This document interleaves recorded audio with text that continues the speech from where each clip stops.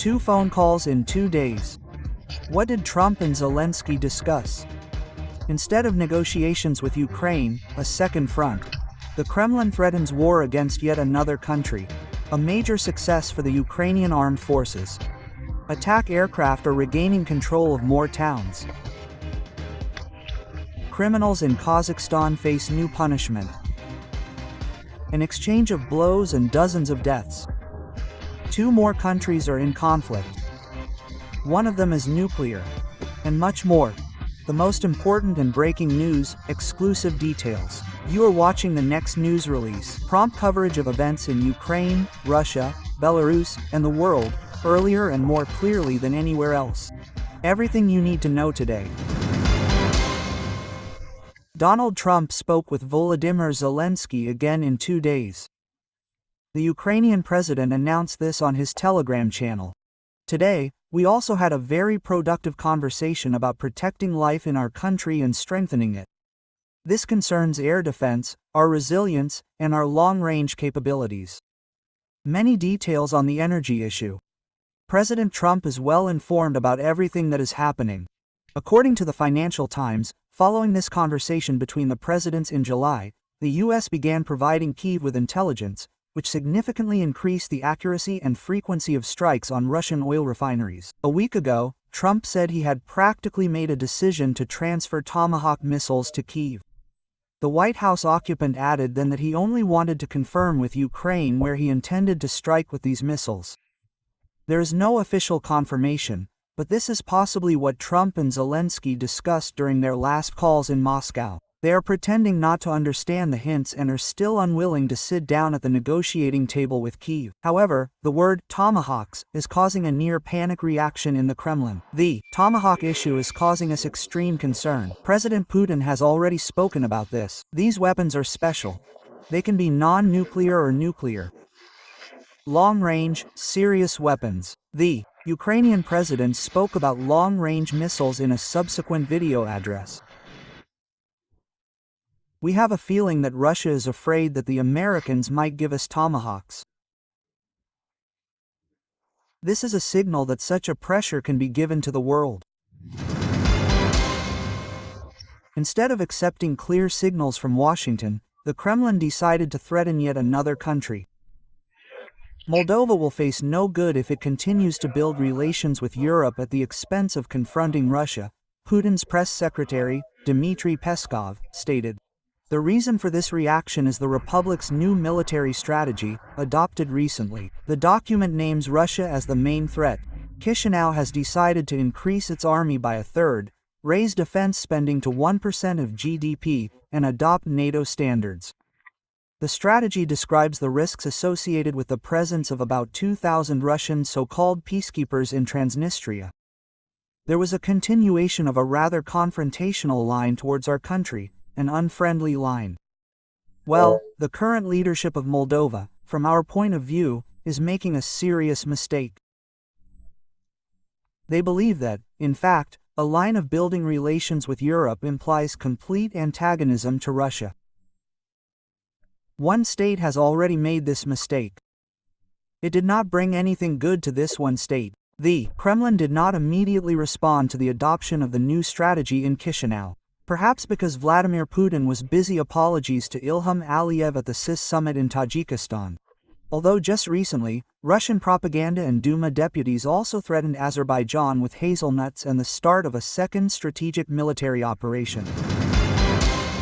Russia continues to methodically attack the Ukrainian energy sector. The Kyiv region has become a new target. In the Borispol district, a Russian drone attacked a substation. 2 DTEK power workers were seriously injured. Both were hospitalized. Due to the strike, 3 settlements were partially without power. Almost 10,000 families were left without power. The situation on the front remains tense. But there is good news. Ukrainian defenders have made a significant breakthrough in the Zaporizhia direction. Ukrainian armed forces assault aircraft liberated the village of Mali Sherbaki and advanced 3.5 kilometers, occupying and fortifying new positions. The national flag of Ukraine was raised over the liberated territory. The operation was carried out by a unit of the 24th Separate Assault Air Battalion, together with fighters from the 33rd Separate Assault Regiment. This success is the result of precise coordination, determination, and the coordinated work of the units. Each such step is another page in our struggle, which continues daily, despite fatigue, risks, and losses. We continue to fight for every meter of Ukrainian land, and we will definitely win. At the same time, Ukrainian units liberated the village of Sherbaki and partially Stepovoy. These settlements have been key strongholds of the Russian defense since the spring of this year. Now, the Ukrainian armed forces have not only regained control but also consolidated their positions at new strategically important frontiers. Dear subscribers, we appeal to you, because it is you who decide whether even more people will know all this news. Every subscription, every like, every repost, every comment longer than 6 words, and every video viewing to the end help promote our videos to hundreds of thousands of new users. This way, even more people will learn the truth, thanks to you. Thank you for staying with us. And we continue. 2 more countries have found themselves in a situation war. Fierce fighting broke out on the border between Afghanistan and Pakistan. The pretext was the Taliban Defense Ministry's announcement of a retaliatory operation after Islamabad violated Afghan airspace and carried out airstrikes on Kaaba, attempting to eliminate the leader of Tehrik-e-Taliban Pakistan. The Taliban's retaliatory operation covered 8 border provinces. The target was the facilities from which drones were launched into Afghan territory. According to the Taliban, 58 Pakistani soldiers were killed in the fighting and another 30 were wounded. 25 enemy positions were captured. We achieved our objectives during the military operation. The operation ended by midnight, but the Taliban warned, if the airspace is violated again, there will be a retaliation. Afghanistan's friends, Qatar and Saudi Arabia, declared that the war must stop. Therefore, the war has stopped on our side, and the situation is now under control. Well, we want good relations.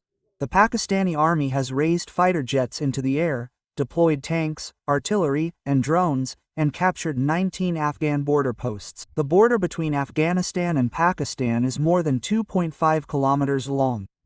Islamabad closed it after clashes with the Taliban. We are stuck here because of the war. People say there is fighting on the border. The children, women, and old people who are here with us are sick. There is no water, no food. We don't have the money to live here even for a few days. Bashar al-Assad, who fled to Russia, has settled with his family in Moscow City, where they own about 20 apartments. This was reported by a German children's website, citing a source close to the former dictator. The publication even provided the exact coordinates. The Assad's apartments are located in the left tower of the 76-story Moscow Tower complex. According to the source, the former tyrant himself occupies 3 luxury apartments in the high-rise building with a shopping center below, which he occasionally visits. The rest of the time, as Bashar al-Assad is said to spend hours in front of a computer monitor. However, the former dictator is busy preparing a coup, corresponding with his supporters back home, or reading the news. Bashar spends his days playing computer games. The family moves freely around Moscow under the protection of bodyguards, and Bashar's younger brother, Mar al-Assad, lives at the Four Seasons Hotel. Bashar al-Assad was forced to flee Syria last December after nearly a quarter-century in power. He took over Syria the same year Putin became president of Russia following the death of the bloody dictator's father, Hafez al-Assad. Initially, the London-trained ophthalmologist even promised reforms, but then followed in his father's footsteps. According to some estimates, the death toll of Bashar al-Assad's regime and his Russian collaborators could reach 500,000. News from Kazakhstan, picked up by many resources in the post-Soviet space, suggests that the country will introduce a new punishment for one category of criminal. We are talking about pedophiles, who will face an unpleasant procedure, chemical castration. It will be carried out at the end of the prison term, 6 months before release. The prison administration must submit materials to the court in advance for a forensic psychiatric examination to determine a propensity for sexual violence. The new measures will take effect on October 17. But can we trust the prison and judicial systems in a country where security forces recently used irons to burn the will to protest out of those who disagree with the regime? Wait, Don't switch channels. We have another selection of optimists for you. The governor of the Belgorod region complained that the entire region is sleeping with its eyes open due to shelling by the Ukrainian armed forces. In an interview with Komsomolskaya Pravda, Gladkov gave a contradictory forecast. I quote, "We hope for the best, but we're assuming that more will come." Alexander Lukashenko reassured Putin's favorite journalist, who was getting nervous about the tomahawks. "I think we need to calm down in this regard. I've already said this, maybe even you know that our friend Donald has a certain tactic for handling the most pressing issues.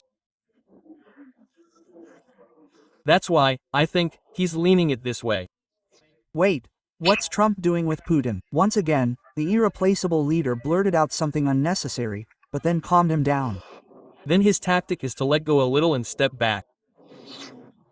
So don't take this so bluntly, as if it'll blow up tomorrow. But Lukashenko doesn't seem to be sure it won't blow up the day after tomorrow. Yulia Tymoshenko also went on air.